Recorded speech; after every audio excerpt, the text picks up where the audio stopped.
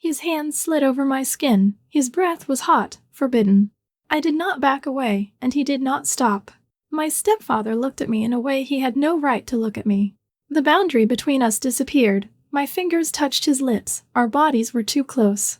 I returned home after 3 long years abroad, carrying with me a suitcase of memories and a heart full of cautious anticipation. As I stepped through the front door, my mother's joyful greeting enveloped me like a warm blanket. Despite her unbridled happiness, an unsettling feeling crept over me. I sensed that everything had changed in ways I could not yet name. That evening, we sat down for dinner in our modest dining room. The clink of cutlery and soft murmur of conversation filled the space, yet my mind was elsewhere. I couldn't shake the strange sensation that something was different about Richard. Across from me, he sat with his usual reserved demeanor, yet his gaze now held a subtle, enigmatic quality. Every time our eyes met, a flicker of recognition and something unspoken passed between us. It wasn't just the fatigue of my long journey, it was as if he was seeing me in a new light. As I took a tentative bite of my meal, a flash of memory invaded my thoughts. I recalled a distant time when I was only 16, a moment when I felt an inexplicable thrill in his presence. Back then, I had dismissed it as nothing more than a passing fancy, quickly pushing aside the strange feeling that fluttered in my chest. Now, that old memory resurfaced, tinted with a depth of emotion that I had never fully understood until this very moment. After dinner, the house gradually fell into silence.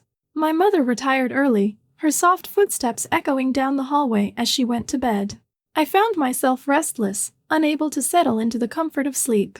The quiet corridors of the house, once familiar and safe, now seemed to pulse with hidden significance. Drawn by an inexplicable compulsion, I wandered through the dimly lit hall, my heart beating in a steady, anxious rhythm. Passing by Richard's door, I hesitated for a split second before a surge of curiosity pushed me forward. I slowly turned the handle and peeked inside, expecting perhaps to find him engrossed in a book or lost in his own thoughts. What I saw, however, sent a jolt of shock through my entire being. There he stood, alone in his room, facing a large mirror with an intensity that I had never witnessed before. His shirt was unbuttoned, hanging loosely from his shoulders, and in his hand he held an old, worn photograph, a snapshot from my childhood that I thought had been lost to time.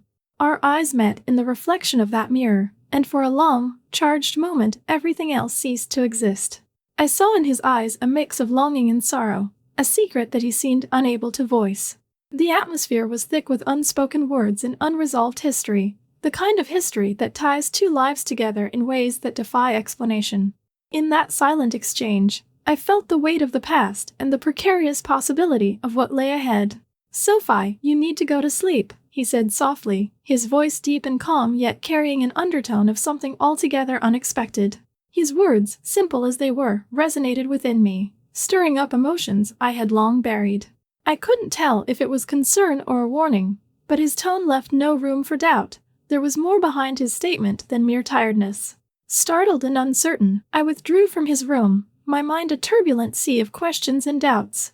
I couldn't return to bed, not when every nerve in my body was alert to the strange happenings around me. I lay awake, the silence of the night punctuated only by the distant hum of the house settling around me, each sound magnifying my isolation. Just as I began to wonder if I was imagining everything, I heard it, a soft sound of a door quietly creaking open. My pulse quickened as I listened intently. The sound seemed to emanate from Richard's room once more, moving slowly down the corridor. I held my breath, heart pounding in my ears, as the sound neared my own door. For a long, agonizing moment, it felt as if time itself had paused, waiting with bated breath for what might come next. Then, as suddenly as it had started, the sound stopped. His door stood open a crack, and I could see him pausing there, just outside my door, but he never stepped forward. I lay there in the darkness, overwhelmed by uncertainty and a creeping dread that something irreversible had just taken place. The night, filled with unanswered questions and a haunting silence, left me with the unnerving realization that nothing was as it once had been. By the time dawn would break, I feared that my return home would mark the beginning of a transformation I could neither comprehend nor control. The morning light filtered softly through the kitchen window as I forced a smile, determined to act as if nothing unusual had happened the previous night. Yet, as I sipped my coffee, I couldn't ignore the disquiet that had settled between us. I had returned home expecting familiarity, but Richard now carried an air of detached mystery that made every gesture seem laden with unspoken meaning. Richard entered the kitchen with a cup of coffee in his hand. As he extended it toward me, our fingers brushed ever so slightly, a mere touch, yet it sparked an electric charge that raced through my veins. That brief contact was enough to make me pause and wonder if he was consciously avoiding me or if it was merely a byproduct of the distance growing between us. His eyes, normally calm and unflinching, now held a flicker of something I couldn't quite decipher, a mixture of hesitation and an almost magnetic pull that compelled me to do the opposite of retreating. I found myself leaning in closer as the day progressed. I began to play with this newfound tension, experimenting with the delicate balance between provocation and invitation. At times, I deliberately angled my body toward him, lowering my voice to a softer, almost teasing tone. I even chose to wear shorts that were a bit shorter than usual, a subtle signal that I was both aware of and intrigued by the strange energy that now defined our interactions. Every movement felt calculated, as though I was testing the boundaries of what had always been an unspoken connection between us. The more I pushed, the more I sensed that Richard was trying to distance himself, yet the unmistakable intensity in his gaze told me he was just as conflicted as I was. The day wore on, and the tension simmered quietly behind the routine motions of our morning. Despite my efforts to act nonchalant, I couldn't shake the feeling that this was no ordinary morning conversation. Richard's responses were clipped, his smiles fleeting and guarded. It was as if he was afraid that acknowledging the underlying current would force him to confront emotions he wasn't ready to face. Meanwhile, I felt an inexplicable need to bridge that gap, to probe just a little deeper into the layers of mystery that now defined him. As night approached, the house slowly succumbed to its usual calm. My mother, ever the early sleeper, drifted off to sleep quietly, leaving the living room bathed in shadows and soft ambient sounds. With a racing heart and restless thoughts, I slipped out of my room and into the dim living room, hoping for a moment of solitude to gather my swirling emotions. There, almost as if summoned by my own unspoken invitation, Richard was already seated. He held a glass of whiskey, the amber liquid catching the faint light in the room. His posture was relaxed, yet his eyes betrayed the inner turmoil of the day. I could see that the barriers between us were shifting, even if neither of us dared to speak the truth. Breaking the silence, he remarked in a low, measured tone, "You're acting strange." His words, simple yet loaded with implication, made my heart skip a beat. I hesitated for a moment before replying, "Maybe you're just starting to see me in a different way?" The question hung between us like a challenge, daring him to acknowledge the change that had so subtly rewritten our relationship. Richard's expression remained inscrutable. He set his glass down with a deliberate slowness and began to walk past me. For a fleeting second, he paused, his presence almost overwhelming in its intensity. In that final, charged moment, as he neared my space, I felt his breath brush against the nape of my neck. The contact was so slight it might have been imagined, yet it carried a weight of unspoken confessions and unresolved tension. And then, without a word, he moved on, leaving me suspended in a silence that promised more questions than answers. I no longer hide my game. I purposely stay alone with Richard, testing his reactions, even though I know this path is dangerous. This is the moment when the tension that has been building becomes something I can no longer ignore. It happened unexpectedly one afternoon when I found myself in a narrow corridor between the kitchen and the living room. I was returning from my room when I saw him there, standing in a quiet passageway. He stepped aside to let me pass, a silent gesture that suggested he wanted to avoid any confrontation. But I stopped. I wasn't going to move. I wanted him to see that I was not afraid to challenge the invisible barrier that had grown between us. I stood my ground, my heart pounding in my ears. We faced each other in that confined space. I looked directly into his eyes, searching for answers in the depths of his gaze. "Are you afraid of me?" I asked, my voice trembling with a mixture of boldness and vulnerability. The question hung in the air, raw and unfiltered. For a moment, Richard's expression shifted. His eyes widened as if he were unprepared for the confrontation. I could see him holding his breath, and I noticed his hand clench into a fist, betraying a reaction he likely wanted to conceal. His voice, when he finally managed to speak, was low and strained. "Go, Sophie." Even as his words urged me to leave, I refused to listen. I wanted to understand the truth behind that command, to see if he could muster the courage to meet me on equal footing. I remained in place, my stance defiant in the narrow passage, determined to force a moment of clarity between us. That evening, the tension between us was not confined to our stolen moments in hidden corridors. My mother, perceptive as ever, had begun noticing subtle changes in our behavior. Over the past few days, she'd observed how Richard and I started to avoid each other's gaze when she was present. Her eyes, once filled with innocent concern, now brimmed with suspicion. One day, unable to ignore the growing distance, she approached us with a direct question. "Has something changed while I wasn't here?" she asked, her tone a mix of worry and reproach. I managed a nervous smile, the kind that didn't quite reach my eyes, while Richard maintained an unsettling calm. Yet, even in his calmness, I caught a glimpse of his inner turmoil. I noticed how he unconsciously tightened his grip on the spoon he was holding, a small detail that spoke volumes. That silent clenching conveyed more than any words could. It was as if every bit of tension in the room was squeezing him, forcing him to hide his true feelings behind a mask of composure. After my mother's inquiry, the atmosphere in the house shifted further.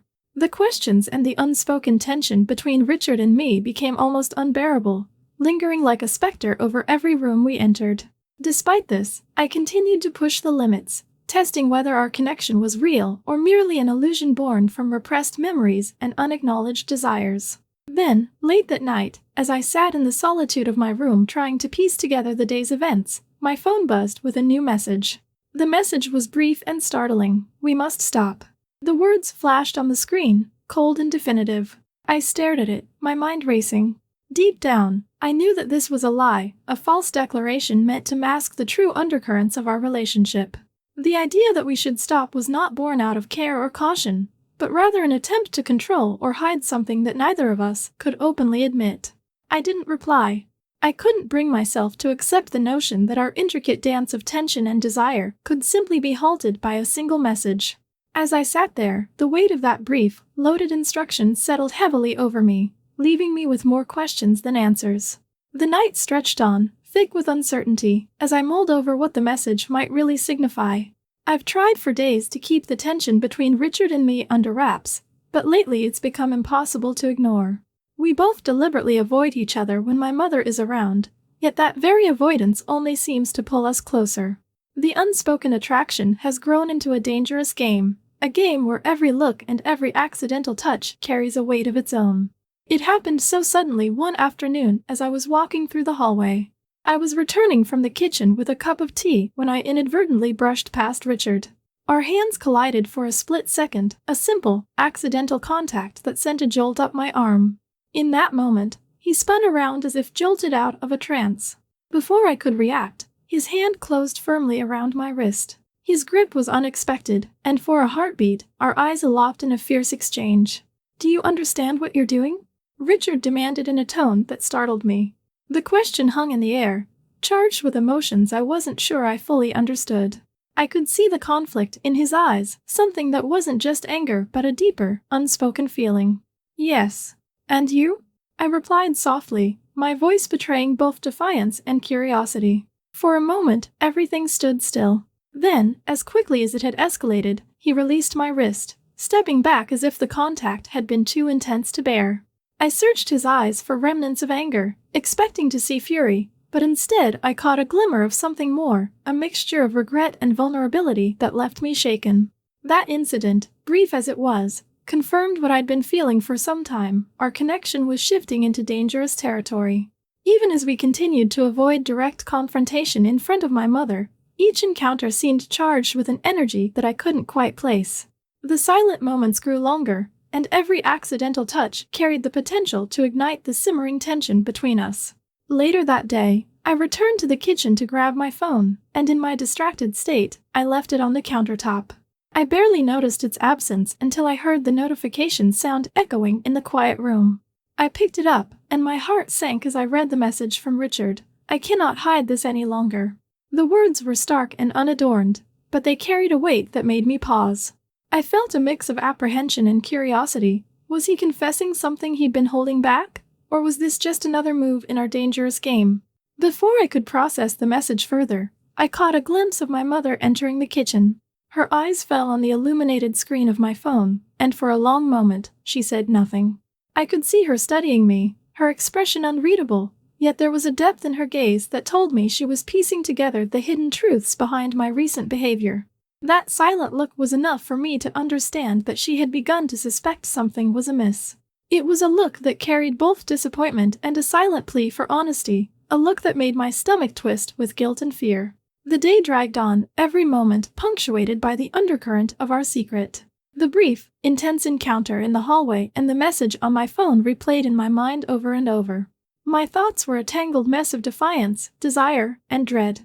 I tried to distract myself by going through the usual motions of the day, but every step I took, every look I exchanged with Richard, reminded me that the game we were playing had reached a critical point. That night, as I sat alone in my room, my phone buzzed again. I hesitated before looking, knowing full well that another message from him would force me to confront the reality of our situation. My finger hovered over the screen until I finally mustered the courage to check it. The new message read, "Waiting for you tonight. This is the last time." The words hit me like a punch. I knew in my gut that this was a lie, a manipulation designed to coerce and control, not a sincere declaration. The promise of a last time was nothing but a cruel twist, an attempt to anchor us to a cycle we desperately needed to break free from. As I stared at the message, the room around me seemed to grow colder, the silence more oppressive. I knew that accepting this invitation would mean diving deeper into a situation that was already spiraling out of control. My mind raced with conflicting thoughts. Part of me longed for the passion and intensity that had suddenly taken over our interactions, while another part was terrified of where this dangerous path might lead. I recalled the look in Richard's eyes when he grabbed my wrist. There was so much more there than anger, and it haunted me with its ambiguity.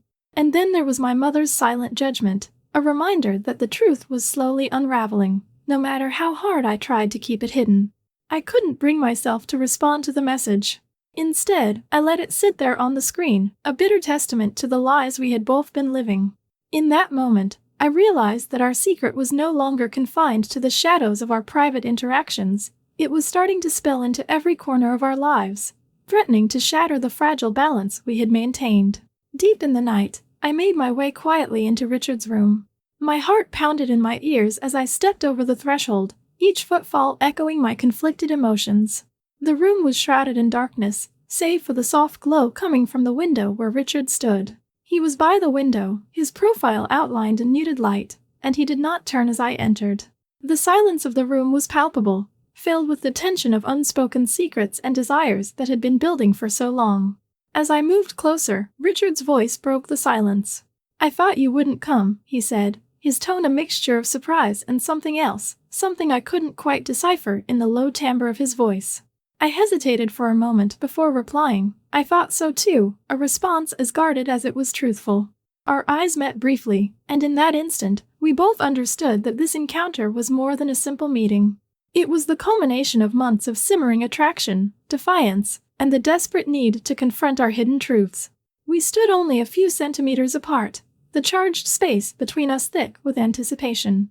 The air felt heavy, as if we were standing on the precipice of a storm about to break. I could feel the electricity of the moment pulsating between us, every breath laden with unspoken confessions. Richard reached out slowly, his hand trembling just slightly before it rested on mine. His fingertips trailed gently along my shoulder, sending shivers through me that were both alarming and intensely exhilarating. I closed my eyes, letting the sensation wash over me, trying to hold on to that fleeting intimacy that had eluded us for so long. In that fragile moment, time seemed to slow, the world outside our little bubble ceasing to exist. The only reality was the soft brush of his hand against my skin, the warmth of his touch, and the overwhelming need to be close despite the chaos that our lives had become. My mind raced with conflicting emotions, fear, desire, and a gnawing uncertainty about what this all meant. Was this passion the answer to our silence, or was it a dangerous plunge into something that could consume us both? Just as the intensity of the moment reached its peak, an abrupt sound shattered the fragile calm. The door to the room swung open with a loud creak, startling us both. I froze, my eyes snapping open in alarm as I saw my mother standing in the doorway. Her eyes were wide, filled with a mix of shock, disbelief, and a silent accusation that cut through the intimate haze we had created. There, in the doorway, the scene was impossible to ignore. Richard and I, stripped of all pretense and clothing, too close to each other in a vulnerable display of intimacy. The silence that followed was absolute, so thick and oppressive that it seemed to crush the very air around us. My mother's gaze was fixed on us, her expression unreadable, yet every fiber of her being screamed that she had witnessed something unspeakable. After what felt like an eternity of stillness, my mother's voice finally broke through the silence. In a slow, measured tone that trembled with barely contained emotion, she said, "God, tell me that this isn't what I think." Her words hung in the air, heavy with accusation and despair. Richard stood there, his face drained of color, unable to muster any response. I, too, was rooted to the spot, my body numb and my mind racing with regret and confusion. For a long, agonizing moment, neither of us moved or spoke. The silence was so oppressive it felt as if a noose were tightening around our throats, choking the life out of the moment. I could see Richard's eyes flicker with a tumult of emotions, fear, shame, longing, but he could not find the words to explain, to defend, or even to deny what had just transpired. My own heart pounded in my chest as I struggled to reconcile the passion of the past hours with the harsh reality of my mother's unexpected intrusion. In that charged, heart-stopping moment, I realized that everything had changed irrevocably. The secret we had fought so hard to keep hidden was now laid bare before the one person who had always been our moral compass. The implications of our actions, the weight of our transgressions, and the irreversible fracture in the fragile trust we once shared were all crashing down around us. Every instinct in my body screamed that there was no turning back, that the course we had set was now irrevocably altered. Then, without warning, my mother stepped forward. The look in her eyes transformed from disbelief to a fierce, uncontrollable anger. Before either Richard or I could react, she turned and ran from the room. Her departure was punctuated by a heart-wrenching scream, a sound so raw and desperate that it shattered the silence of the night, echoing through the halls like a final, resounding verdict. Her scream reverberated in my ears long after she had disappeared, leaving behind a void filled with dread and uncertainty. I stood there, paralyzed, my skin still tingling from Richard's touch, and my mind reeling from the consequences of that final, fateful moment. In the echo of my mother's cry, I knew that nothing would ever be the same again.